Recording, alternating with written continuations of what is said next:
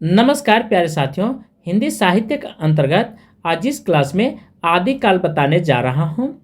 इसके अंतर्गत आदिकाल की प्रमुख रचना और रचनाकार पर फोकस करेंगे। आने वाले सभी परीक्षाओं को ध्यान में रखते हुए TGT, PGT, NET, JRF, Jharkhand JET, Bihar BET, Rajasthan REET, इन सभी परीक्षाओं में यहाँ से मैं गारंटी लेता हूँ 2-3 प्रश्न जरूर आएंगे। इसलिए आप सभी लोग अंत तक पढ़ने का जरूर प्रयास करेंगे। कहीं त्रुटि होगी तो आप कमेंट बॉक्स में लिख करके सेंड करेंगे। फर्स्ट में है आदिकाल की प्रमुख रचना। आदिकाल में हिंदी साहित्य के अंतर्गत बहुत सारी रचना आपको पढ़ने को मिलेगी, जैसे रासो और वीर गाथात्मक साहित्य। रासो साहित्य वीरों के चरित्र गान पर साहित्य है, उसे रासो साहित्य के अंतर्गत रखा गया है। और जो राजस्थान चारण अथवा भाट कवियों द्वारा अपने आश्रयदाताओं की प्रशंसा में लिखे गए उसे रास या वीर सतात्मक एवं प्रशस्तिमूलक कहा जाता है। रासो काव्य की प्रमुख 3 वर्गों में विभाजित किया गया है। ये बहुत इंपॉर्टेंट है। कौन? वीर गाथात्मक रासो काव्य, जिसमें से पृथ्वी रासो आता है, हमीर रासो, खुमान रासो, परमाल रासो, विजयपाल रासो इत्यादि आते हैं। श्रृंगार परक रासो अथवा इसके अंतर्गत विसलदेह रासो और संदेह रासे आते हैं। थर्ड है धार्मिक उपदेश मूलक रासो।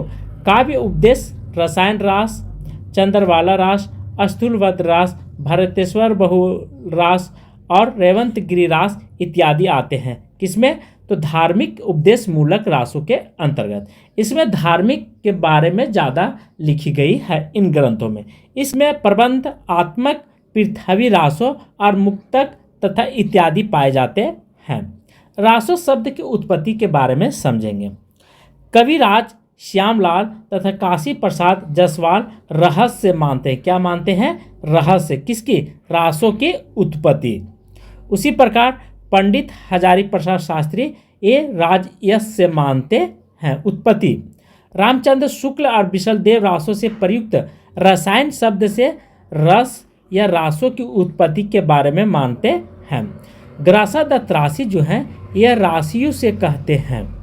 उसी प्रकार हजारी प्रसाद द्विवेदी ये रासक से मानते हैं। नरोत्तम स्वामी का कहना है कि रासो शब्द की उत्पत्ति रसिक से हुआ है। दशरथ शर्मा, माता प्रसाद गुप्त और डॉक्टर गणपति चंद्र गुप्त कहते हैं कि इनका जन्म जो है यह रासो शब्द की उत्पत्ति रासक से हुई है। नंद दुलारी वाजपेयी कहते हैं इसका शब्द उत्पत्ति रास से हुई है। बिंदेश्वरी पाठक कहते हैं राजयश से हुआ है। रामस्वरूप चतुर्वेदी राउस या रस से माना है। उसी प्रकार अन्य विद्वान हैं रस शब्द और राजा देश से कहते हैं। बहुत सारे विद्वान का ये कथन है। हिंदी रासो एवं रासक काव्य परंपरा। रासो काव्य की परंपरा संस्कृति या प्राकृतिक में उपलब्ध नहीं है। रासो परंपरा का प्रथम प्रवर्तन अपभ्रंश साहित्य में मिलता है। हिंदी में रासो काव्य परंपरा की एक सुदृढ़ और परंपरा मिलती है।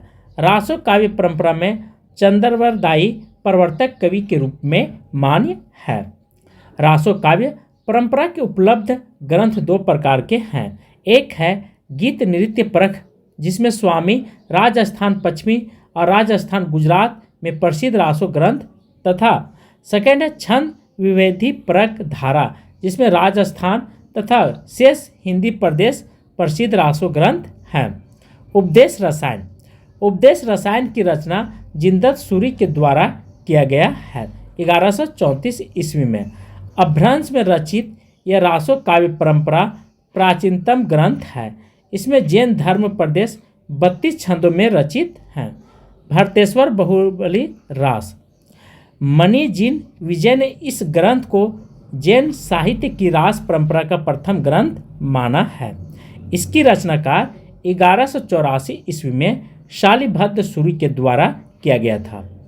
यह अपने समय में प्रसिद्ध जैन आचार्य तथा अच्छे कवि थे। कौन? तो विजयसेन सूरी। इस ग्रंथ में भरतेश्वर तथा बहुबली का चरित्र वर्णन किया गया है।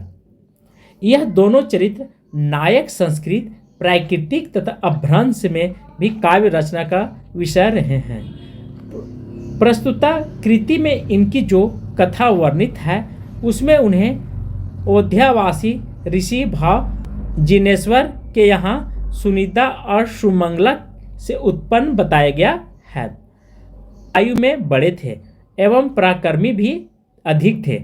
वह अयोध्या के राजा बन तो गए थे और बनाए भी गए थे और बाहुबली के तक्षशिला का राज्य मिला था। कवि ने दोनों राजाओं की वीरता और युद्धों आदि का विस्तार से वर्णन किया है, किंतु हिंसा और वीरता के पहचान विरक्त और मोक्ष के भाव प्रतिपादित करना कवि का मुख्य लक्ष्य रहा है। अतः वीर और श्रृंगार रसों का निर्वेद में अंत हुआ है। 205 छंदों में रचित यह सुंदर खंड काव्य है। इसकी भाषा नाटकीय और युक्ति वैचित्र तथा रसात्मक के सर्वत्र दर्शन होते हैं। आगे के रासो रचनाओं को इस ग्रंथ में अनेक रूपों से प्रभावित किया गया है। इसकी कविता का उदाहरण प्रस्तुता है। बोला बाहुबली बलवंत लोह खंडित ताव गर्विन हंत चक्र सिरवु जुन्हु करी शल्य गोत्र कुल सराव, एक कहना है। सेकंड है चंद्रबल रास। यह छंद 35 छंदों का एक लघुत्तम खंड काव्य है जिसकी रचना 1200 ईस्वी के लगभग आशुक नामक कवि के जलोर में किया गया था। इसकी कथा नायिका चंद्रबाला चंपन नगरी की राजा दीवान की पुत्री थी। एक बार कौशाम्बी की राजा शैतानिक ने चंपन नगरी पर आक्रमण किया। उसमें उसका सेनापति चंद्रबाला का अपहरण कर ले गया था। एक सेठ को बचा दिया और सेठ की स्त्री ने उसे अपार कष्ट दिया। चंद्रबाला अपने सातित्व पर अटल रहा और सब दुख सुख सहती रही। अंत में महावीर से दीक्षा लेकर के मोक्ष को प्राप्त हुई।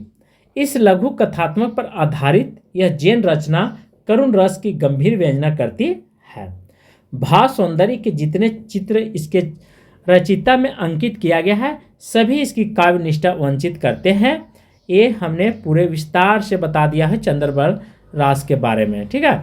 उसके बाद आते हैं थर्ड में अस्तुल भद्र रास। इसकी विशेषता को जानेंगे और ईस्वी सन।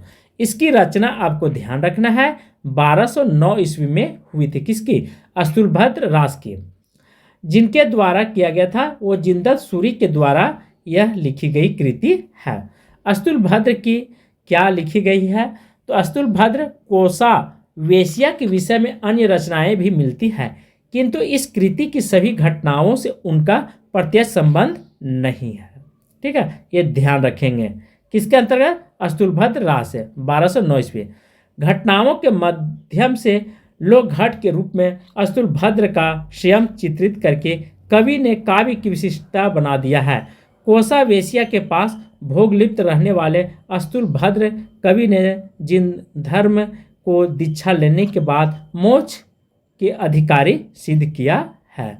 4 है बुद्धि रास। इसका जो रचिता है वो शालिभद्र सूरी हैं। यह भी धर्म उपदेशक ग्रंथ है, अर्थात धर्म के बारे में उपदेश देता है।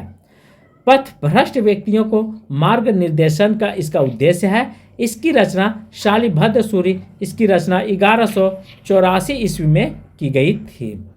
चंदनबाला रास, चंदनबाला के धार्मिक चरित्र का उल्लेख इस ग्रंथ में हुआ है। आशुक द्वारा रचित यह रचना 1200 ईस्वी की तथा जलोर में रचित है। रेवंतगिरी रास। रासो ग्रंथ में गिरनार के जैन मंदिरों के जीर्णोद्धार की कथा और 1231 ईस्वी में रचित यह विजय सेन सूरी की रचना है। 7 है जीव दयाल रास। इस काव्य का लक्ष्य है जीव दया का उपदेश देना और 1200 ईस्वी इसकी रचिता यह आशुक की रचना है। नौमीनाथ रास। इस काव्य की रचना 1213 ईस्वी में की गई है, ठीक है। ध्यान रखेंगे, बहुत इंपॉर्टेंट है। यह 58 छंदों का रचना है। किनके द्वारा किया गया है?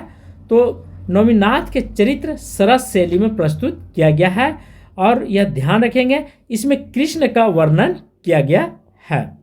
इस काव्य की विशेषता यह है कि दोनों के मध्य में विभिन्न भावों का विवेचन हुई है। रचना की भाषा अपभ्रंश से प्रभावित राजस्थानी हिंदी में है।